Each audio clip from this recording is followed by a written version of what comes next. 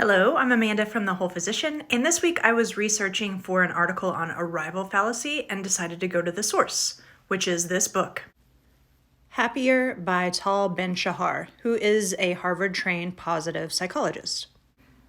In it, after he had won the Israeli national championship for squash, he had decided that he was going to spoil himself by gorging on some hamburgers. But before he started eating, this idea struck him. So before he started eating his burger, this thought came to him that there is quadrants of reward where there are benefits and detriments in both the present and the future. So what he originally had planned on was somewhere in quadrant 3, where the burger tasted amazing, but he knew that he would feel awful afterward. Alternatively, he thought he could choose something like a vegetarian burger that absolutely tasted awful to him, but he would feel better later on.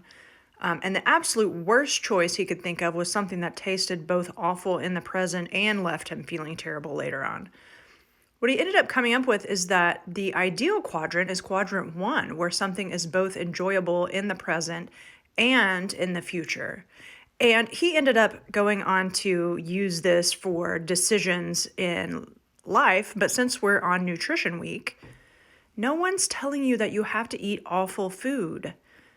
The ideal thing to do is to spend as much time in quadrant 1, where you eat food that both is good for you and you actually like.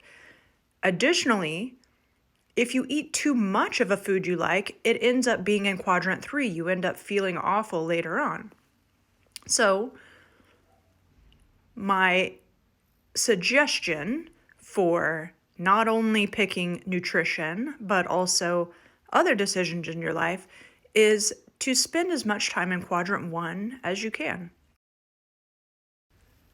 I should correct myself. I'm not telling you that you have to eat anything that you don't like. Somebody else might. So for my overworkers, just remember that quadrant 2 is not the quadrant that is the happiest. Waiting until you get to a goal to be happy or to give yourself a reward is on the same level as people who give no regard to the future and only enjoy themselves in the moment, but don't set themselves up to be successful in the future. So both is not ideal.